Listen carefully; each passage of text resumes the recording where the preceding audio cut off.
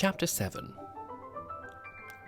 A fresh thrill went through an atmosphere already supersaturated with excitement when, next morning, all Lucia's friends who had been bidden to the garden party Tightum were rung up on the telephone and informed that the party was Hightum.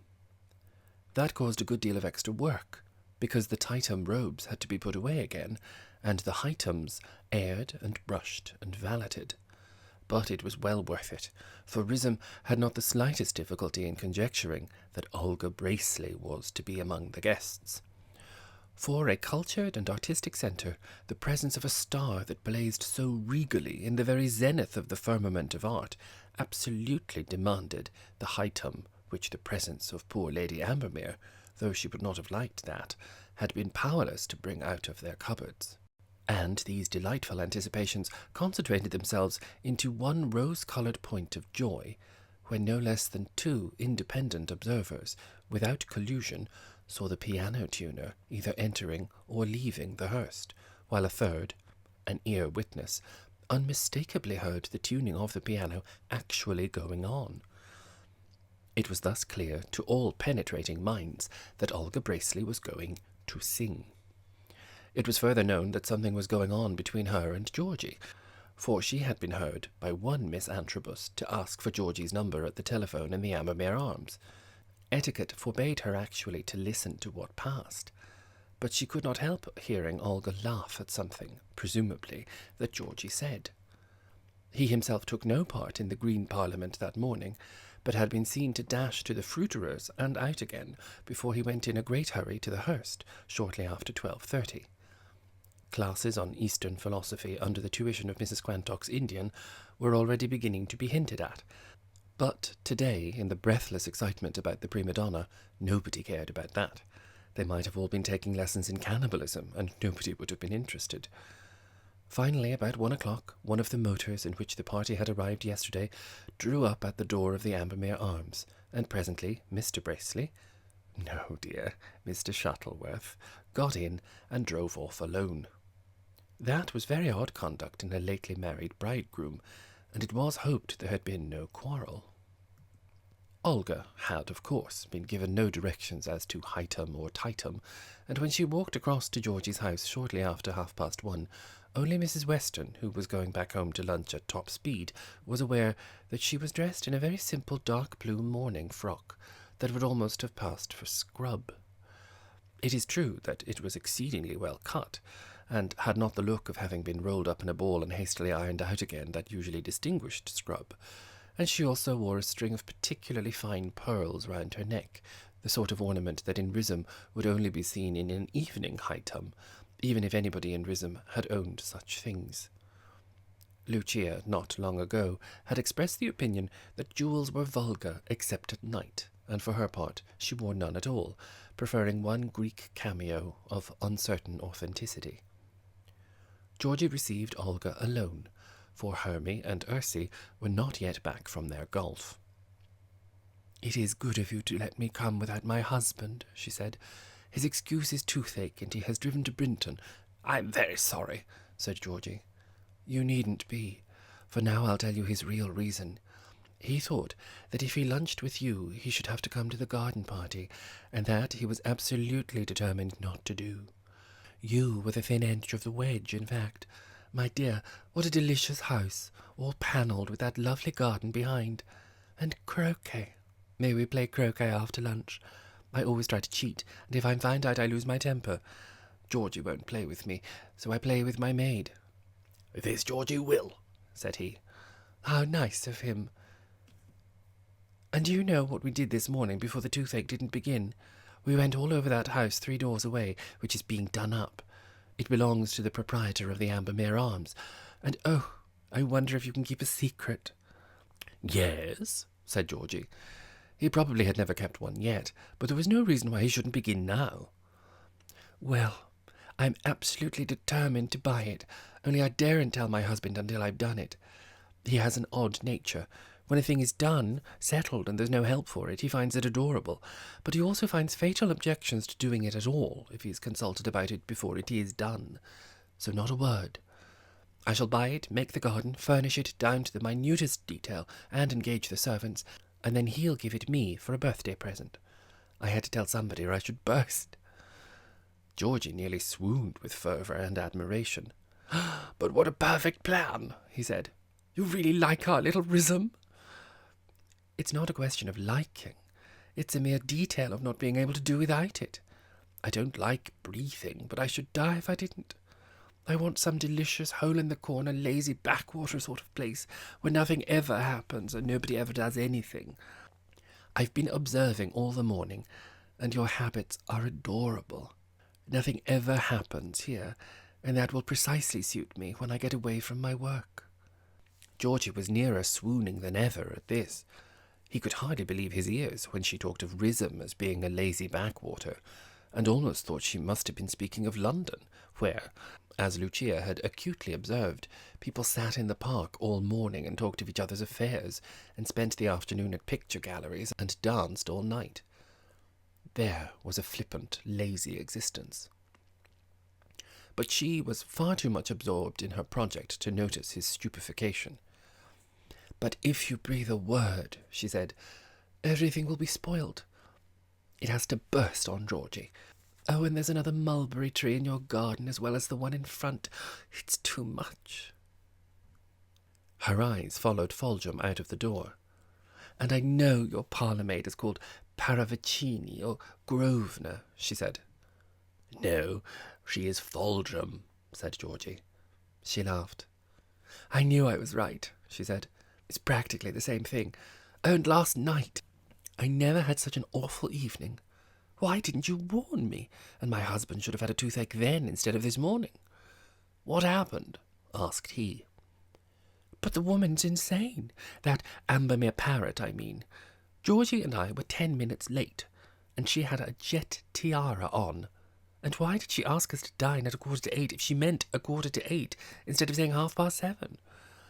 They were actually going in to dinner when we came, a mournful procession of 3 moth-eaten men and 3 whiskered women, upon which the procession broke up, as if we had been the riot act, and was arranged again as a funeral procession, and Georgie with Lady Ambermeer was the hearse. We dined in the family vault and talked about Lady Ambermeer's pug. She talked about you, too, and she said you were of country family, and that Mrs. Lucas was a very decent sort of woman, and that she herself was going to look in on her garden party today. Then she looked at my pearls and asked if they were genuine. So I looked at her teeth, and there was no need to ask about them." "Don't miss out a moment," said Georgie, greedily. Whenever Lady Ambermeer spoke, everybody else was silent. I didn't grasp that at first, for no one had explained the rules. So she stopped in the middle of a sentence and waited till I had finished. Then she went on again, precisely where she had left off. Then, when we came into the drawing-room, the whiskered ladies and I, there was a little woman like a mouse sitting there, and nobody introduced her. So naturally I went to talk to her, before which the great parrot said, "Will you kindly fetch my wool-work, Miss Lyle?" And Miss Lyle took a sack out of the corner, and inside was the sacred carpet. And then I waited for some coffee and cigarettes, and I waited, and I waited, and I am waiting still. The parrot said that coffee always kept her awake, and that was why. And then Georgie came in with the others, and I could see by his face that he hadn't had a cigarette either. It was then 9:30, and then each man sat down between 2 women, and Pug sat in the middle and looked for fleas. Then Lady Ambermeer got up and came across the charmed circle to me. She said, "I hope you've brought your music, Mrs. Shuttleworth. Kindly open the piano, Miss Lyle. It was always considered a remarkably fine instrument." Olga waved the fork on which was impaled a piece of the pineapple which Georgie had purchased that morning at the fruiterer's. "The stupendous cheek," she said. "I thought it must be a joke and laughed with the greatest politeness. But it wasn't. You'll hardly believe it, but it wasn't. One of the whiskered ones said, 'That will be a great treat,' and another put on the face that everyone wears at concerts. And I was so stunned that I sang, and Lady Ambermeer beat time, and Pug barked." She pointed a finger at Georgie. Never till the day of judgment, she said, when Lady Ambermeer gnashes her beautiful teeth for ever and ever, will I set foot in that house again, nor she in my house. I will set fire to it sooner. There. My dear, what a good lunch you have given me. May we play croquet at once? Lucia's garden parties were scheduled from 4 to 7, and half an hour before the earliest guest might be expected, she was casting an eagle eye over the preparations, which today were on a very sumptuous scale. The bowls were laid out in the bowling alley, not because anybody in high-tums dresses was the least likely to risk the stooping down and the strong movements that the game entailed, but because bowls were Elizabethan. Between the alley and the lawn nearer to the house was a large marquee, where the commoner crowd, though no crowd could really be common in Rhythm, would refresh itself. But even where none are common, there may still be degrees in rarity, and by the side of this general refreshment room was a smaller tent, carpeted with oriental rugs, and having inside it some half-dozen chairs, and 2 seats which can only be described as thrones, for Lady Ambermeer or Olga Bracely, while Lucia's guru, though throne-worthy, would very kindly sit in one of his most interesting attitudes on the floor. This tent was designed only for high converse, and common guests, if they were good, would be led into it and introduced to the great presences, while for the refreshment of the presences, in intervals of audience, a more elaborate meal, with peaches and 4 sorts of sandwiches, was laid in the smoking parlour.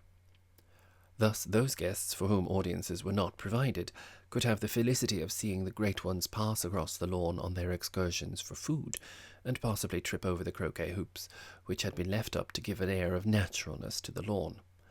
In the smoking parlour, an Elzevir or 2 were left negligently open, as if Mr. and Mrs. Lucas had been reading the works of Persius and Juvenal when the first guests arrived. In the music-room, finally, which was not usually open on these occasions, there were fresh flowers. The piano, too, was open, and if you had not seen the Elzevirs in the smoking parlour, it would have been reasonable for the early guests, if they penetrated here, to imagine that Mrs. Lucas had been running over the last act of Siegfried a minute before. In this visit of final inspection, Lucia was accompanied by her guru, for he was part of the domestic dramatis personae, and she wanted him to be discovered in the special tent. She pointed out the site of his proposed discovery to him. "Probably the first person I shall bring in here," she said, "will be Lady Ambermeer, for she is noted for her punctuality. She is so anxious to see you, and would it not be exciting if you found you had met before? Her husband was governor of Madras, and she spent many years in India." "Madras, gracious lady?" asked the guru. "I too know Madras. There are many dark spirits in Madras. And she was at English residency?" "Yes. She says Mr. Kipling knows nothing about India. You and she will have much to talk about. I wish I could sit on the floor, too, and listen to what you say to each other." "It will be a great treat," said the guru, thoughtfully. "I love all who love my wonderful country." Suddenly he stopped, and put his hands up to his head, palms outward. "There are wonderful vibrations today," he said. "All day I feel that some word is on way from the guides, some great message of light." "Oh, wouldn't it be wonderful if it came to you in the middle of my garden party?" said Lucia enthusiastically. "Ah, gracious lady, the great word comes not so. It comes always in solitude and quiet. Gracious lady knows that as well as guru." Pure guruism and social preeminence struggled together in Lucia.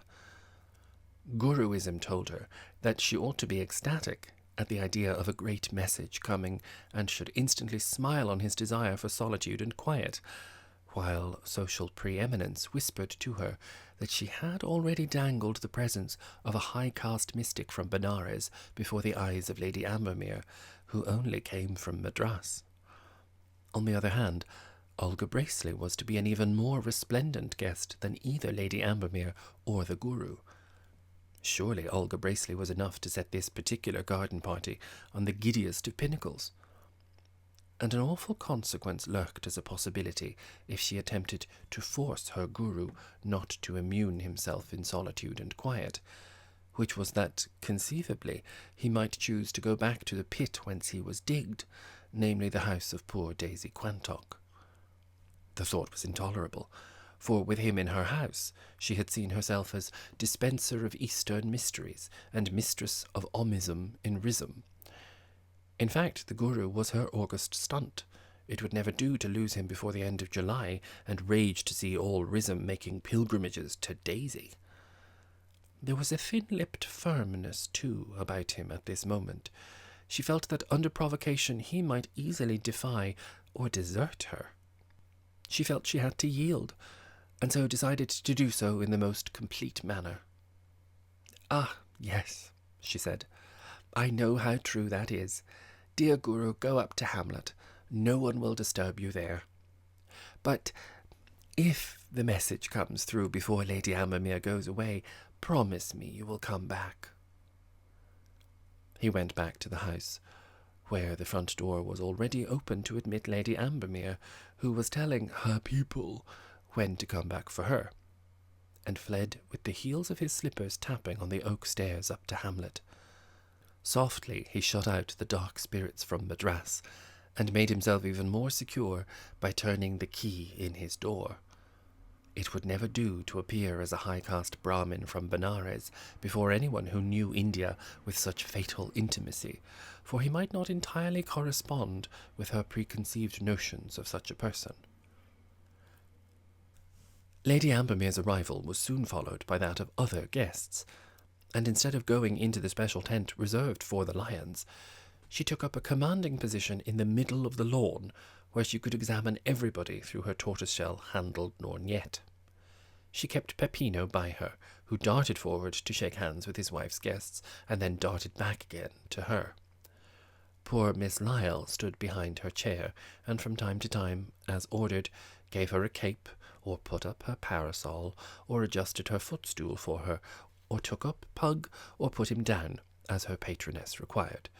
Most of the time Lady Ambermeer kept up a majestic monologue. "You have a pretty little garden here, Mr. Lucas," she said, "though perhaps inconveniently small. Your croquet lawn does not look to me the full size, and then there is no tennis court.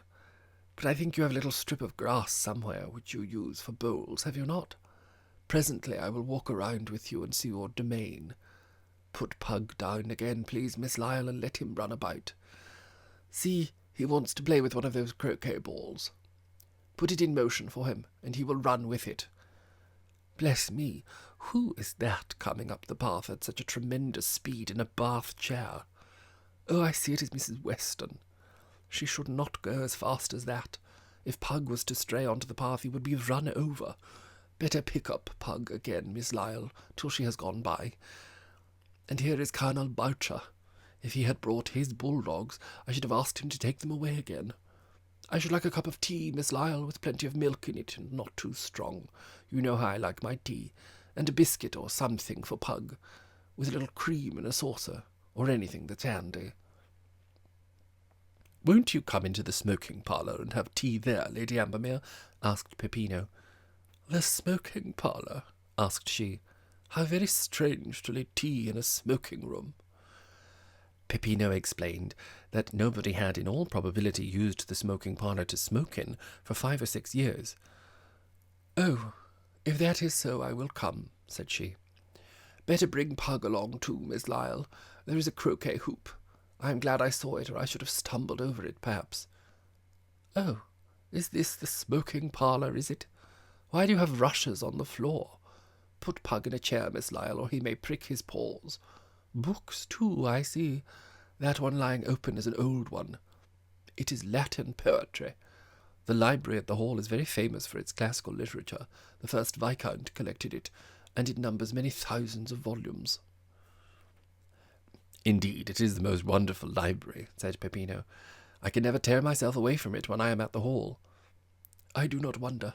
I am a great student myself, and I often spend a morning there. Do I not, Miss Lyle? You should have some new glass put in those windows, Mr. Lucas. On a dark day it must be very difficult to see here. By the way, your good wife told me there would probably be a very remarkable Indian at her party, a Brahmin from Benares, she said. I should like to have a talk with him while I am having my tea. Kindly prepare a peach for me, Miss Lyle. Peppino had heard about the retirement of the guru in consequence of a message from the guides being expected, and proceeded to explain this to Lady Ambermeer, who did not take the slightest notice, as she was looking at the peaches through her lorgnette. That one nearest me looks eatable, she said. And then I do not see Miss Olga Bracely, though I distinctly told her I should be here this afternoon, and she said Mrs. Lucas had asked her. She sang to us yesterday evening at the hall, and very creditably indeed. Her husband, Mr. Shuttleworth, is a cousin of the late Lord's. Lucia had come into the smoking parlour during this speech, and had heard these fatal words. At the moment, she would gladly have recalled her invitation to Olga Bracely altogether, sooner than have alluded therein to Mr. Bracely.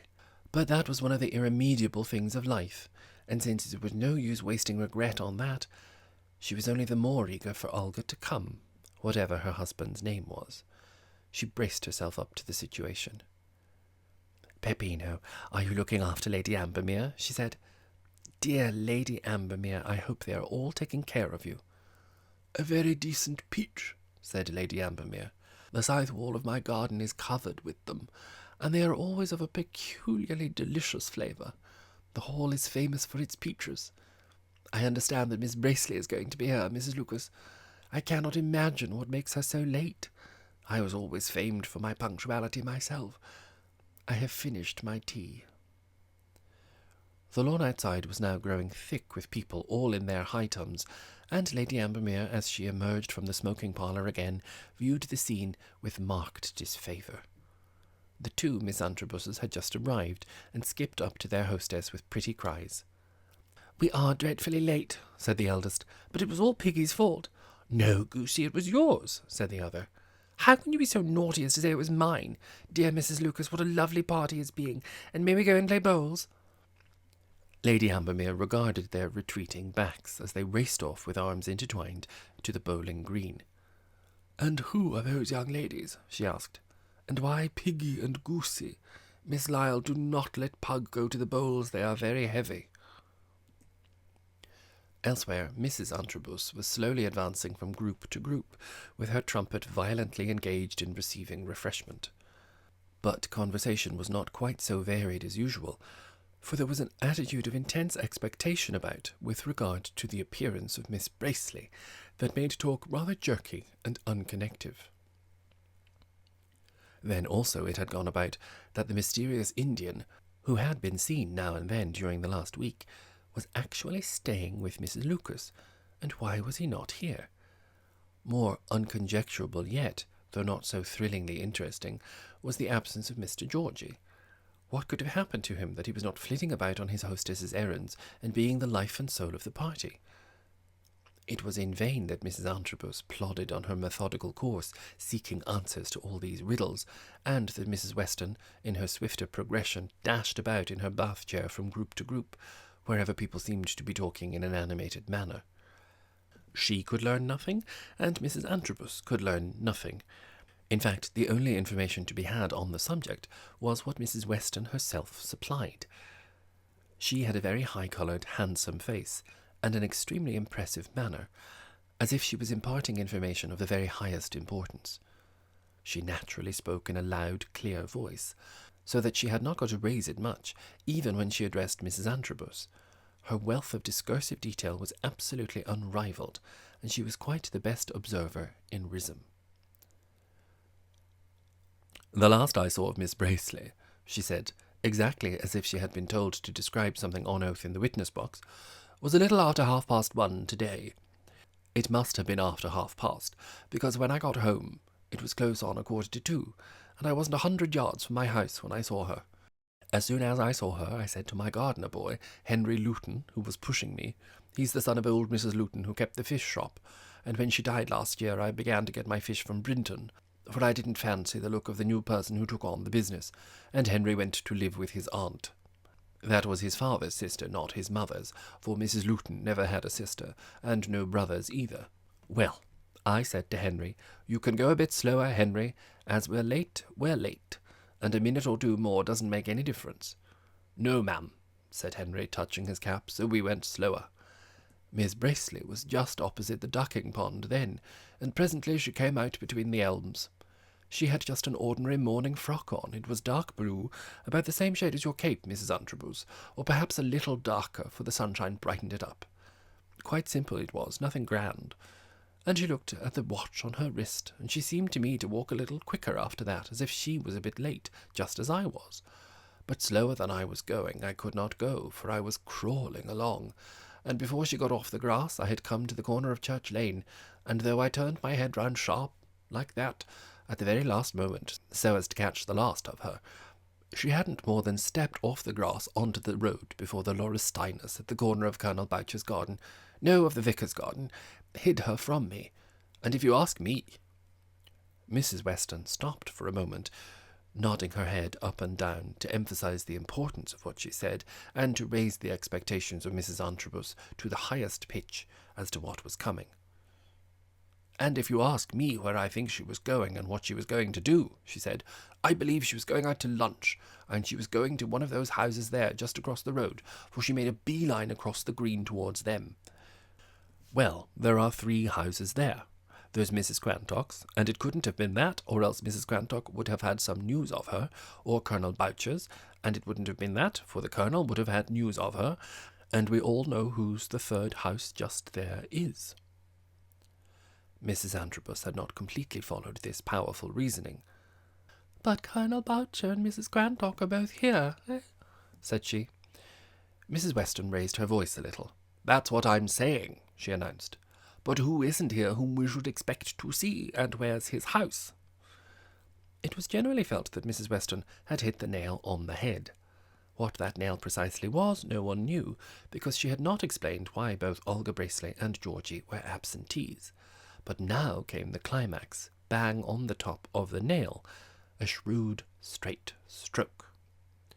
"So, she was having her lunch with Mr. Georgie," said Mrs. Weston, now introducing this name for the first time, with the highest dramatic art, "and they would be seeing round his house afterwards. And then, when it was time to come here, Mr. Georgie would have remembered that the party was Hightum, not Tightum, and there was Miss Bracely not in Hightum at all, not even Tightum, in my opinion, but Scrub. 'No doubt,' she said to him, 'is it a very grand sort of party, Mr. Bilson?' And he couldn't do other than reply, for we all received notice that it was Hightum. Mine came about 12. He couldn't do other than reply, 'Yes, Miss Bracely, it is. Good gracious,' she would say, 'and I've only got this old rag on. I must go back to the Ambermeer Arms and tell my maid,' for she brought a maid in that second motor, 'and tell my maid to put me out something tidy. But that would be a great bother for you,' he would say, or something of that sort, for I don't pretend to know what he actually did say.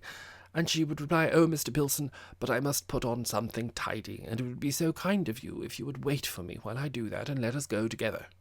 That's what she said." Mrs. Weston made a sign to her gardener to proceed, wishing to leave the stage at the moment of climax. "And that's why they're both late," she said, and was whirled away in the direction of the bowling green. The minutes went on, and still nobody appeared who could possibly have accounted for the 3-lined whip of Hightums. But by degrees Lucia, who had utterly failed to decoy Lady Ambermeer into the place of thrones, began to notice a certain thinning on her lawns. Her guests, it would seem, were not in process of dispersal, for it was a long way off 7 o'clock yet, and no one would be so ill-mannered as to leave without shaking hands and saying what a delicious afternoon they had spent. But certainly the lawns grew emptier, and she was utterly unable to explain this extraordinary phenomenon until she happened to go close to the windows of her music-room. Then, looking in, she saw that not only was every chair there occupied, but people were standing about in expectant groups. For a moment her heart beat high. Could Olga have arrived and by some mistake have gone straight in there? It was a dreamlike possibility, but it burst like a ray of sunshine on the party that was rapidly becoming a nightmare to her, for everyone, not Lady Ambermeer alone, was audibly wondering when the Guru was coming, and when Miss Bracely was going to sing. At the moment, as she paused, a window in the music-room was opened, and Piggy's odious head looked out. "Oh, Mrs. Lucas," she said, "Goosey and I have got beautiful seats, and Mamma is quite close to the piano, where she will hear excellently. Has she promised to sing Siegfried? Is Mr. Georgie going to play for her? It's the most delicious surprise. How could you be so sly and clever as to not tell anybody?" Lucia cloaked her rage under the most playful manner as she ran into the music room through the hall. "You naughty things," she said. "Do all come out into the garden. It's a garden party, and I couldn't guess where you'd all gone. What's all this about singing and playing? I know nothing of it." She herded the incredulous crowd out into the garden again, all in their high-tums, every one of them, only to meet Lady Ambermeer with Pug and Miss Lyle coming in. "Better be going, Miss Lyle," she said. "Kindly run out and fetch my pupil. Oh, here's Mrs. Lucas. Been very pleasant indeed, thank you. Goodbye. Your charming garden, yes?" "Oh, but it's very early," said Lucia. "It's hardly 6 yet." "Indeed," said Lady Ambermeer. "Been so charming." And she marched out after Miss Lyle out into Shakespeare's garden. It was soon terribly evident that other people were sharing Lady Ambermere's conclusion about the delights of the afternoon and the necessity of getting home. Colonel Boucher had to take his bulldogs for a run and walk off the excitement of the party. Piggy and Goosey explained to their mother that nobody was going to sing, and by silvery laughter tried to drown her just indignation. And presently Lucia had the agony of seeing Mrs. Quantock seated on one of the thrones that had been designed for much worthier ends, and Peppino sitting in the other, while a few guests drifted about the lawn with all the purposelessness of autumn leaves. What with the Guru presumably meditating upstairs still, and with Olga Bracely most conspicuously absent, she had hardly the nervous energy left to wonder what could have become of Georgie. Never in all the years of his ministry had he failed to be at her elbow through the entire duration of her garden parties, flying about on her errands like a tripping Hermes, herding her flocks if she wanted them in one part of the garden rather than another, like a sagacious sheepdog, and coming back to heel again, ready for further tasks. But today Georgie was mysteriously away, for he had neither applied for leave nor given any explanation, however improbable, of his absence. He at least would have prevented Lady Ambermeer, the only cornerstone of the party, from going away in what must be called a huff, and have continued to tell Lucia how marvellous she was, and what a beautiful party they were having. With the prospect of 2 other much more magnificent cornerstones, Lucia had not provided any further entertainment for her guests.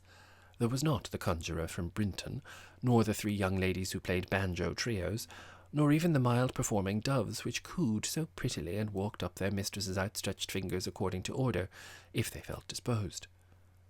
There was nothing to justify high-tums. There was scarcely even sufficient to warrant tightums. Scrub was written all over the desert's dusty face. It was about 6:30 when the miracles began, and without warning the Guru walked out into the garden. Probably he had watched the departure of the great motor with its chauffeur and footman and Miss Lyle and Lady Ambermeer and Pug, and with his intuitive sagacity had conjectured that the danger from Madras was over. He wore his new red slippers, a wonderful turban, and an ecstatic smile.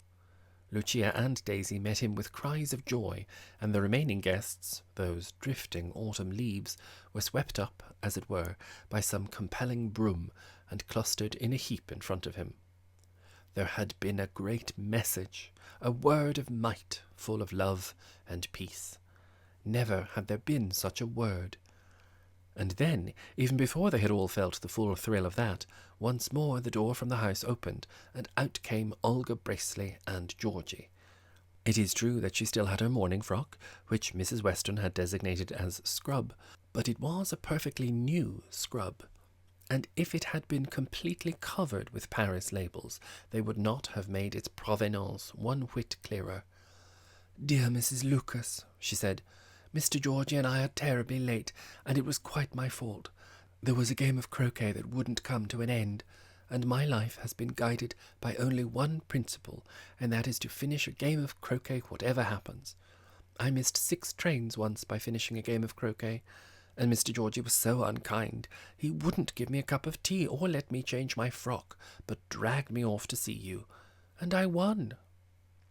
The autumn leaves turned green and vigorous again, while Georgie went to get refreshment for his conqueror, and they were all introduced.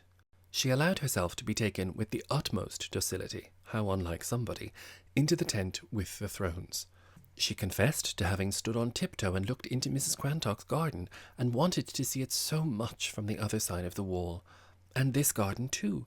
Might she go and wander all over this garden when she had finished the most delicious peach that the world held? She was so glad she had not had tea with Mr. Georgie.